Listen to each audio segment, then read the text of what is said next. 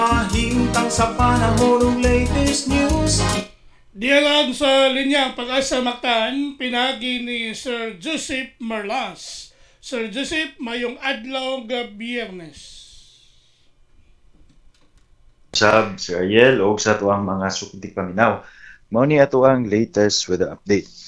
Ang atong gibantayan nga si Bagyong Salome kagahapon nahimo na lang ning low pressure area ug kaning Bagyong Salome o LPA kasamtangang napagyapon sulod sa tuang PR apan diha na ni sa may northeastern boundary nga duol.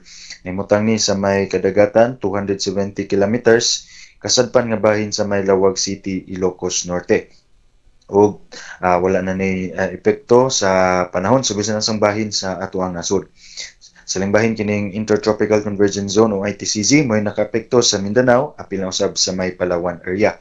Sa monitoring wala tay gibantayan nga laing bagyo nga posibleng makaapekto sa atuang nasod. Mungsod sa 24 oras ang Central Visayas, lakip ng probinsya sa Sugbo. Aduna tay generally fair weather condition, adunay panagsang mapanganuron ngadto usab sa pagkamanag-umon sa kalangitan labi na sa hapon sa gabi nga posibleng ubanan usaban ni mga patak-patak na mga pagulan, mga pagpanugdug kilat dala ni sa localized thunderstorms. So far diri sa Central Visayas is natay mga pagulan diri sa may southernmost portion sa Cebu, ingon man diri sa southern ug eastern portion sa Bohol. Posibleng bumbahin diha sa northern Cebu area apil na Camotes Island karong buntag makasinati og mga pagulan-ulan dala sa localized thunderstorms nga dili usab magdugay no pinakadugay ning isa o duha ka oras. Mga continuous monitoring ta sa issue na to ng mga thunderstorm advisory sa ato ang social media accounts lakip na sa ato ang website. Karong adlaw tungod kay nagyapon tayo mapaabot ng mga pag-ulan-ulan, posibleng mga pag-ulan-ulan, di na to kalimtan malagpayong panangga aning mga localized thunderstorms. Ngun man kining direktang init sa adlaw. Para sa kimtang sa tong hangin o kadagatan, ang tibok Visayas sa dunay hinay ngadto sa kasarangan nga hangin nagikan sa habagatang silangan ngadto na sa silangan ug atong kadagatan dunay malinawon ngadto sa kasarangan nga mga pagbalod o wala na tay giisa nga gale warning diri sa Kabisayaan. Sa Cebu atong dagat mohunas ni sa alas 6:30 karong buntag nga nagimabon nga negative 0.2 meters kumutaob sa alas 12:42 sa udto nga nagilawmon nga 1.0 meter. Ito ang temperatura 25 to 32 degrees Celsius. Katong haring adlaw ni subang sa alas 5:34 sa buntag ug mosalupod niya nga alas 5:23 sa hapon. Ug mga latest diri sa buhatan sa Pag-asa Mactan, Visayas do Este. It's Joseph Merlas. Maayong buntag. Sir Joseph.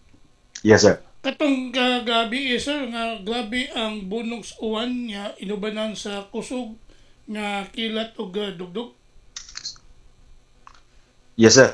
Natay mga pag-ulan sa gabi kadto is nato sa may especially over Central Cebu area sa natig mga natungnan na ni mga kusog no na mga pagulan o severe thunderstorms na gibanan og bunok na pagulan og kini mga pagliti og mga pagdugdog. So kini tungod ni sa localized thunderstorms no na sinati nato expected po ta karong adlaw usab karong sa buntag na putay mga passing rains no apil na diri sa Lapu-Lapu City.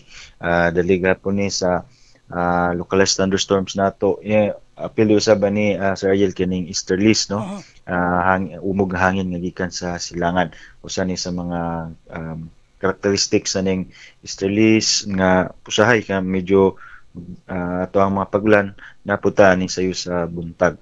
So mo ni ato ang weather system nga nakaapekto nato karon bisan wa tay bagyo o LPA nga gin-monitor so far nagipon tay mga pag-ulan dala sa localized thunderstorms maong di gapon magpiyansa maksanati gyapon tag sug na mga pag-ulan nga posible hinungdan makamugnaan ni mga pagbaha o kining pagdahili sa yuta labi na sa ato ang mga prone areas. Kagabi pila yato natala sa gidaghanon sa tubig uwan kagabi? Yes. Ato ang subtotal atong kagabi Sir Yel is nasa around 40 millimeters of rainfall. Aha. So around 200,000 no na drums of mga tubig na gibundak adto per square kilometer diri sa Visayas area. So, tayo kagabi, nakasinati magpipila ka area dito sa Lapu-Lapu nga dunay baha ginagmay. Yes, sir.